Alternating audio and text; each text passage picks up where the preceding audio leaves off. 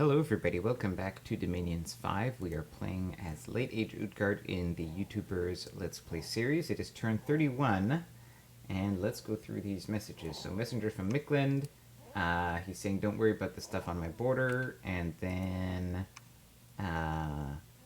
he apparently knows that Midgard is heading north to attack us. So speaking of which, we were wondering last turn where his army is. Well, we found it.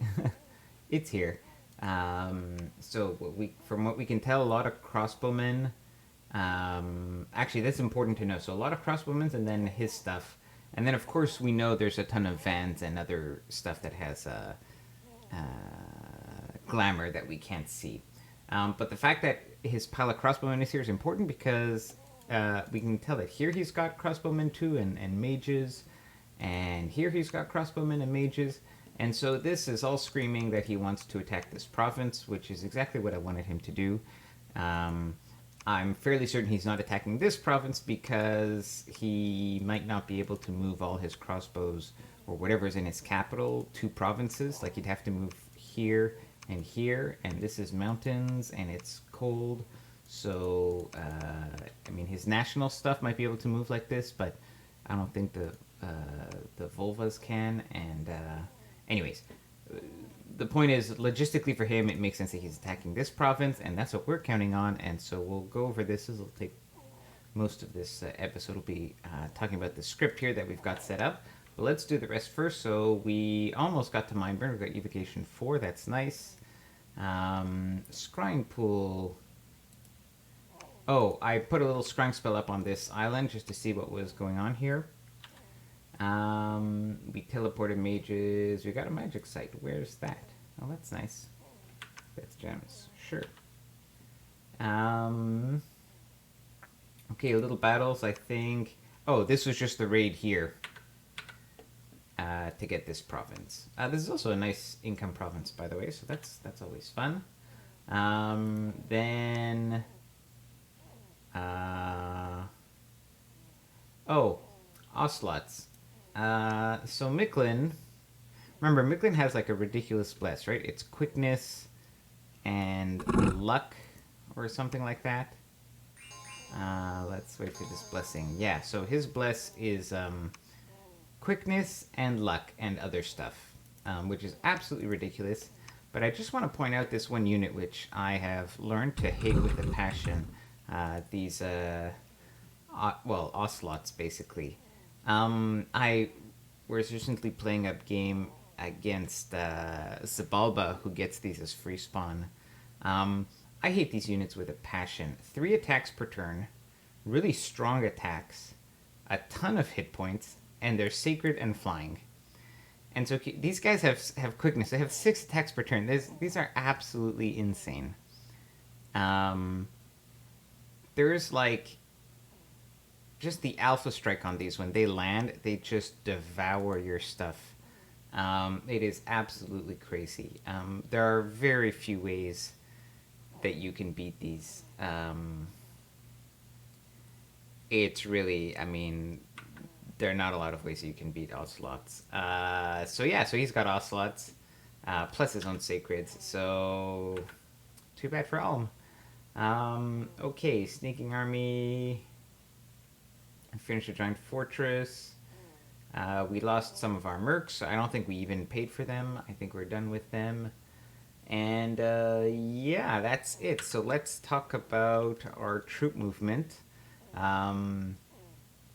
We were continuing to, move stuff down here as we can. These are just our things we're recruiting in the capital. We're casting a couple of remote spells. Vengeance of the Dead. We're targeting it here. Vengeance of the Dead is a remote attack spell that targets commanders with high kill counts. Because I don't have Mind Slay yet, so I'm doing it twice with these mages who can't make it to the fight this turn. And hopefully we'll get a couple of his commanders here and screw up his formation a little bit. And otherwise, basically everything is moving into here. Yeah, no other attack spells. So, let's look at this script and what our plan is. So, I don't know if I mentioned this And the reason I say this is because I've had to re-record these episodes so many times. I'm not sure what I've said and what I haven't said yet. But Utgard is a pretty strong nation, and one of its strengths is its ability to use these Scrati as sort of infinite mana batteries. So these guys, when they're in werewolf form, have a built-in 10% regen, a ton of hit points, and if you make them communion slaves, then the fatigue doesn't matter. After your fatigue builds up, you just take the damage right as hit points, and then you regenerate. And so there's just like infinite mana batteries. And even it, like in some cases, I might even have one with a shroud. Let's see, one of these I think has a Shroud of the Saint. What's it called? Shroud of the Battle Saint? Yeah, like this guy.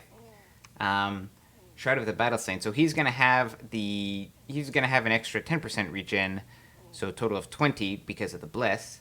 And then one of the Communion Masters, one of these Nornas, will do, if we can find it, should do like personal regeneration. So that'll add like 30% regen. So it really is infinite mana batteries. And it's a very powerful combination if you combine it with, for example, these cat mages or any of your other mages who could do Skella spam forever and ever and ever. So the basic plan is that it's Skella spam forever, but we also combine that with Rigor Mortis, obviously, and Relief for ourselves. So we've got Rigor Mortis here. We've got Relief over here. We've also got Howl for good measure. We're also doing Winter's Grip. And before we do Winter's Grip, we are putting out a couple of Winter Wards to give us some frost, some cold protection. Some of our guys, like the Scratis, they have cold protection, but these ladies don't. And so we're going to try to cover most of our troops with that. Grip of Winter is another fatigue spell, and also just freezes things outright.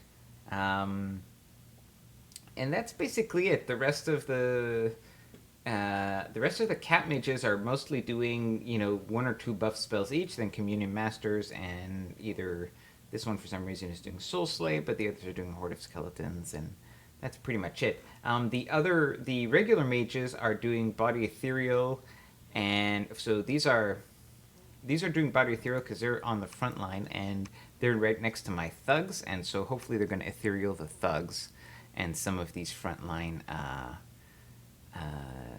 giants. And then they're doing some evocations, another bolt, which is a very nice evocation spell. Some of these others are doing so Elemental Fortitude is for the cold resist, then some Netherbolt because it has a nice range, and then Ghost Grip in close range. Ghost Grip is just a fatigue attack, which has 5 effects. So it's going to fatigue 5 people. And again, we're playing for the fatigue play here, right? We want to get everything of his down up to 100 fatigue, and then the skeletons will just walk over it. In terms of the formation, we've got obviously our archers here. We've got our mage blob in the middle. We've got a front line, and then we've got 2 little blobs on the side that I believe are on attack. Yeah, hold and attack rear. So I don't really care about attacking his rear because he's got Sacred Cavalry, right? So I know he's going to be doing attack rear coming this way. So this blob is going to meet whatever is going to attack rear over here, and this blob is going to meet whatever is going to attack rear over here. So that's just to protect my flank. And finally, I have 2 guys in the back, and because what I've seen him do also, and this is common, is his commanders can cast Fly on themselves and then attack rear.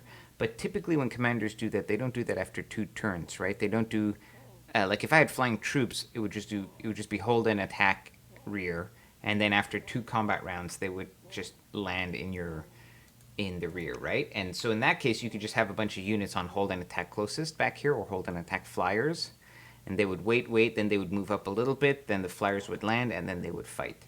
But here the commanders might take 4 or 5 turns to buff, and so what I've done is I've got these guys on guard commander on him, and now my commander can take a while. Now, I've done this wrong, however, and I've only got 3 blessings. Like, I should have blessing, blessing, blessing, and then whatever, like hold, and then attack, just to be really sure to wait out the whole 5 rounds. And I didn't do that, and so that's a bit of a problem. I've got some extra gems on a scout, and that is pretty much it for the script here. And my baby is acting up, so let me just mute this.